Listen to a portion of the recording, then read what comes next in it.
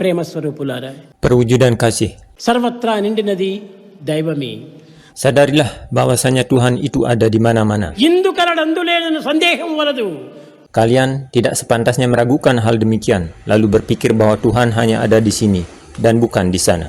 సర్వోపగతుండు ఎందెందు వెతకి చూచిన అందందే గలడు. Tuhan hadir di semua tempat, dimanapun atau kemanapun kalian mencari Tuhan, kalian akan mendapatinya di sana. ఇట్టి దైవత్వాన్ని అన్వేషించడానికి తగినటువంటి కృషి ఇది కేవలము అజ్ఞానమనే చెప్పాలి. Maka tentu merupakan bentuk kebodohan saja jika kalian mencari Tuhan kemana-mana, padahal sejatinya Tuhan selalu ada di mana-mana. చూచున్నది, విన్నది, అనుభవించినది, ఆనందించినది అంతయు దైవస్వరూపమే ఉండగా దైవాన్ని చూడాలని ఆశించుకోవటం ఇది ఎంత వెరితనం. Saat kita menyadari bahwa apapun yang kita lihat, kita dengar, atau yang kita alami sesungguhnya adalah manifestasi dari Tuhan itu sendiri, maka alangkah bodohnya jika kemudian kita selalu disibukkan untuk mencari Tuhan kemana-mana. నీవు క్షణ క్షణము కూడా నువ్వు దైవాన్ని దర్శిస్తున్నావు. Padahal faktanya, dari waktu ke waktu kita telah melihat Tuhan dalam aneka wujud ciptaan di semesta ini. కణ కణమునందు కూడా నువ్వు దైవాన్ని నీవు స్పర్శిస్తున్నావు. Dalam setiap sel tubuh, kita telah merasakan kehadirannya sebagai yang maha cerdas. సర్వత్రా దైవంనే నీవు అనుభవిస్తున్నావు. Kenyataannya, kalian telah menjumpai dan mengalami keilahian itu di mana-mana. విశ్వమంతయు నువ్వు విష్ణు స్వరూపమే అని తలుచుకుంటే తప్పక నీకు విష్ణు స్వరూపం గోచరిస్తుంది. Maka, manakala di satu waktu kalian telah menyadari kenyataan bahwa seluruh semesta raya beserta isinya ini adalah proyeksi dari Tuhan itu sendiri, maka pada saat itulah kalian akan mengalami rasa penyatuan dengan Tuhan Sang Pencipta. యత్ భావం తత్ భవతి. నీ భావంను పురస్కరించుకునియే నీ యొక్క దర్శనం కూడాను ఆ స్వరూపాన్ని ధరిస్తుండాలి. Yad bawam tad bawati. Sebagaimana apa yang dirasakan atau dipikirkan, maka begitulah semesta akan memvisualisasikan dirinya. Ya, ketika melihat video orang-orang yang sedang berdesak-desakan sampai terjadi dorong-mendorong antar mereka ketika mereka sedang melakukan peribadatan atau persembahyangan untuk mencari atau menemukan Tuhan yang mereka puja selama ini, dalam hati saya berpikir, apa memang harus sebegitunya sampai pengorbanan untuk bisa menjumpai Tuhan, sampai berdesak-desakan, berdorong-dorongan, hingga tidak jarang ada yang memunculkan bara api emosi dalam teriknya panas sinar matahari yang membakar kulit, hingga ada yang sampai jatuh pingsan karenanya. Sungguhkah Tuhan hanya ada di suatu tempat tertentu saja, padahal katanya Tuhan sungguh ada di mana-mana? Atau justru kitalah yang sedang membatasi kemahakuasaannya dengan batas kemampuan kita dalam memahaminya? Tiba-tiba pertanyaan ini mengusik masuk seolah ingin mencari kejelasan dari paradok kehidupan yang selama ini kita jalani. Ya, walaupun Tuhan memang dikatakan hadir di mana-mana dengan ragam ciptaan yang bisa kita lihat dan kita sentuh ini, tetapi masih banyak dari kita yang memang belum bisa menginsiapi prinsip keilahian dalam semua itu, sebab pikiran kita telah terjebak oleh penggambaran Tuhan sebagai personalitas yang memang memiliki nama atau wujud tertentu lengkap dengan atribut dan identitas yang sedari kecil diperkenalkan kepada kita sebagai sosok Tuhan. Ya, saya kira itu yang menjadi sebab kenapa kita begitu sulit untuk bisa melihat sosok yang kita puja itu dalam wujud manusia, hewan, atau tumbuhan, terlebih pada wujud orang-orang yang tidak kita sukai. Itulah kenapa ketika ada manusia yang dianggap sebagai Tuhan, kita tidak akan mudah untuk bisa menerimanya. Karena bagi kita, Tuhan itu wujudnya adalah seperti ini, bukan yang lainnya. Tuhan itu ciri-cirinya begini dan bukan seperti yang lainnya. Atau tempat kemunculannya pasti di sini, bukan di tempat yang lainnya. Pernyataan yang seolah-olah menganggap bahwa mereka paling mengetahui tentang Tuhan. Padahal jika seseorang benar-benar telah mengenali teman akrabnya, kekasihnya, atau keluarganya, maka dengan cara apapun mereka menyamar, kita pasti akan selalu bisa mengenalinya. Kita pasti tahu betul suaranya, gaya bicaranya, nada bicaranya, aroma tubuhnya, dan lain-lain. Itu pasti kita kenal, karena kita memang sudah mengetahuinya dengan baik. Tetapi ketika kita masih tertipu dan tidak menyadari bahwa Tuhan telah hadir begitu dekat, tentu saja itu tanda bahwa kita belum benar-benar mengenalinya.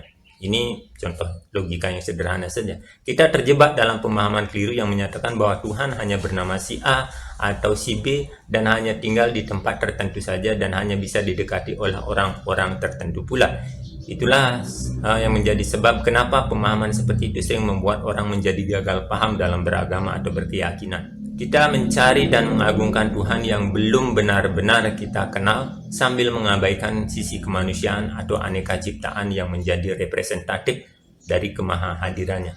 Maka ya tentu tidak mengherankan jika kemudian ada peristiwa yang memicu pemberitaan atau kabar bahwasanya beberapa pengikut kelompok spiritual itu Sampradaya menjadi lebih malas bersembahyang ke pura. Walaupun sebenarnya itu hanya oknum yang juga bisa datang dari kalangan mereka yang tidak mengikuti kelompok spiritual. Orang yang malas pura ke sembahyang itu bisa datang dari mana-mana, bukan hanya berasal dari kelompok tertentu saja. Tapi mari kita coba kaji dan cermati rumor yang beredar di masyarakat selama ini. Saya ingat suatu hari seorang supir buruh bangunan yang sedang mengantarkan material ke rumah, dengan sedikit segan ia bertanya, kalau orang yang ikut Sampradaya itu masih bersembahyang ke pura ya? Itu pertanyaannya. Pertanyaan ini sontak membuat saya lumayan cukup kaget, menolehnya untuk meyakinkan diri bahwasanya saya tidak sedang salah dengar. Saya lalu mengajaknya duduk di atas bataku sambil menunggu temannya selesai menuangkan pasir. Lalu saya balik bertanya, memangnya pernah ya berjumpa dengan pengikut Sampradaya yang tidak pernah lagi sembahyang ke pura? Siapa namanya? Saya tanya demikian. Mungkin saya kenal, atau bagaimana ciri dan identitasnya. Saya bertanya demikian untuk mencoba menggali lebih dalam, karena selama ini saya tahu banyak orang yang telah salah kaprah menganggap bahwa semua kelompok spiritual yang ada nuansa Indianya itu adalah Sampradaya. Mereka sebut sebagai Sampradaya. Padahal anggapan ini tidak selalu benar adanya. Kelompok Sai Baba, Ananda Marga, Brahma Kumaris, atau kelompok Anand Krishna, kita tidak bisa katakan sebagai Sampradaya. Ya, karena mereka memang tidak mengkultuskan satu wujud Tuhan sebagai Tuhan pujaannya. Mereka berbeda halnya dengan kelompok Hare Krishna yang memang memiliki sistem aguron-aguron dan juga memuja satu wujud Tuhan saja. Nah, mendengar serentetan pertanyaan saya itu, ia pun menggelengkan kepala dan menjawab bahwa apa yang dikatakan barusan itu hanya rumor yang beredar di masyarakat. Saya manggut-manggut mencoba untuk memahami situasi, sambil mencoba memberikan dia sebuah gambaran yang lebih jelas atas informasi gamang yang telah didapatinya. Saya tidak akan mengelak. Dalam hal ini saya tidak akan mengelak dan menampik rumor yang mengatakan bahwa pengikut Sampradaya ada yang sudah mulai malas untuk nangkil ke pura, lebih mengutamakan kegiatan di kelompoknya atau di organisasinya, hingga ada yang tidak lagi mau memakan lungsuran Banten yang dipersembahkan kepada para leluhur. Biasanya lungsuran di Paibon atau karena biasanya ketika ada berita pasti itu didasari oleh adanya suatu peristiwa yang melatar belakanginya, terlepas dari benar atau tidaknya kejadian tersebut. Tetapi mari kita coba cari benang merahnya dengan kajian seperti ini. Jika kita membaca dan dari terjemahan penjelasan Bhagavad Gita atau dari salah satu penyusun, kita bisa mendapati bahwa di sana ada beberapa pernyataan atau kalimat yang mengindikasikan atau seolah membenarkan bahwa kedudukan para dewa, leluhur, apalagi para Buddha itu sangat jauh berbeda dengan kedudukan sebagai Tuhan. Kerajaan Tuhan disebutkan sebagai tempat keabadian dan kedamaian sejati, sehingga para roh atau atma yang pernah menjiwai badan makhluk di kehidupan bumi saat ini, itu katanya akan terlepas dari hukum punarbau dan reinkarnasi. Para roh akan kekal menjadi pelayan Tuhan di sana, di kerajaan Tuhan, senantiasa berbahagia bersama Tuhan dan juga rekan-rekannya. Sedangkan para dewa yang disebutkan berada di alam swahloka adalah alam kebahagiaan yang sifatnya sementara saja. Kebahagiaannya juga tidak bersifat kekal, sehingga saat tabungan karma baik sang roh habis dinikmati di surga, maka roh-roh yang berkesempatan tinggal sementara di sana pun pada akhirnya harus keluar lagi untuk mengambil kelahiran sebagai makhluk ciptaan Tuhan, mengambil reinkarnasi maksudnya. Begitupun dengan alam leluhur yang kebanyakan diisi oleh jiwa-jiwa yang pernah membadan sebagai manusia. Alam tersebut bukanlah alam yang seharusnya dituju oleh para roh atau atman, sehingga dalam tafsir itu saya underline ya, para pembaca akan diarahkan agar mengutamakan pemujaan dan berserah diri hanya kepada Tuhan saja. Yanti dewa vrata dewa pritaryati pritanurataha butani yanti buteja yanti madhya jinu pimam. Saya kira begitu ya ayat Bhagavad Gita tersebut. Orang yang memuja para dewa, jika karma baiknya mencukupi, maka mereka akan pergi ke alam para dewa. Orang yang memuja leluhur akan sampai kepada leluhur, dan orang yang memuja Buddha, maka mereka pada waktu meninggalnya akan ditempatkan ke alam para Buddha, demikian. Sedangkan orang yang memujaku akan sampai kepadaku. Kira-kira itu terjemahan yang pernah saya baca. Nah, terjemahan tafsir dan penjelasan dalam kitab inilah yang saya kira pernah menjadi pemicu orang-orang yang membacanya secara tekstual saja akan mendapatkan pemahaman bahwa statement itu adalah kebenaran mutlak yang harus diikuti. Sehingga ya saat mereka melihat bahwa di pura atau di kuil pemujaan tidak ada nama atau wujud Tuhan yang mereka anggap sebagai Tuhan yang asli, penggambaran Tuhan yang asli versi mereka, mereka akan menjadi enggan untuk bersembahyang di sana.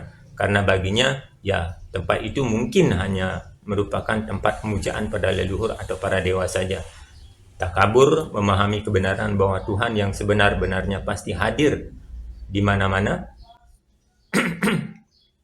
Mereka akhirnya tidak bisa melihat kemahadirannya karena terjebak oleh penggambaran bahwa Tuhan itu hanya berwujud seperti apa yang mereka pikirkan sebagai wujud Tuhan.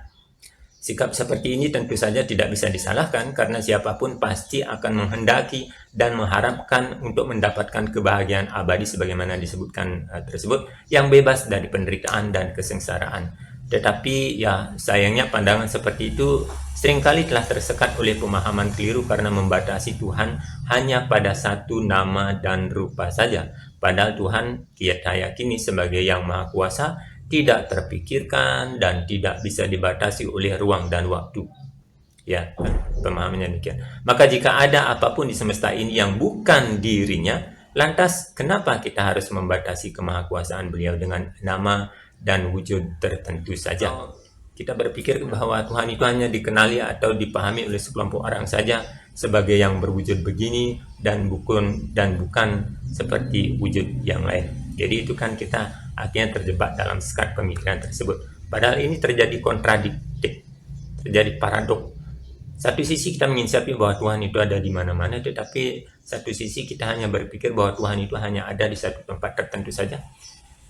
Sehingga kita harus berbondong-bondong ke sana, sampai berdesak-desakan, sampai menimbulkan bara api emosi, kebencian. Padahal ketika kita bersembahyang seharusnya kita datang dengan pikiran hening, pulang pun dengan pikiran yang damai kan ya. Tujuan kita menjadi seperti mantra yang seringnya kita lantunkan ketika selesai setiap kali mengakhiri persembahyangan itu kan Om Santi Santi Santi, agar kedamaianlah yang kita dapatkan ketika kita selesai melakukan peribadatan atau persembahyangan, bukan justru permasalahan yang kita dapat setelah keluar dari tempat yang kita anggap sebagai kuil Tuhan, di mana Tuhan hanya bersembahyang di sana. Padahal jika kita mulai membuka coba wawasan dan coba menginsiapi kesadaran bahwasanya ia bisa hadir di mana-mana, tidak, tentu sekali lagi ketika kita hanya memakai acuan bahwa Tuhan itu berwujud ini dan itu, akan sulit untuk melihat bahwa Tuhan itu hadir di mana-mana.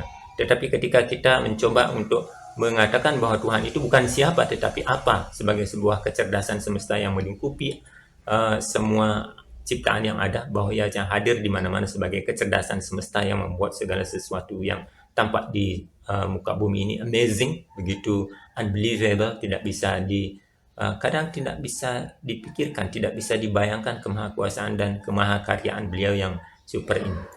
Maka kita akan mulai bisa untuk memahami Tuhan benar-benar ada di sini sebagai kecerdasan semesta yang membuat bunga-bunga tampak indah, yang membuat burung-burung bersuara dengan riang, yang membuat awan bisa menurunkan langit begitu indahnya. Siapa yang melakukan tersebut?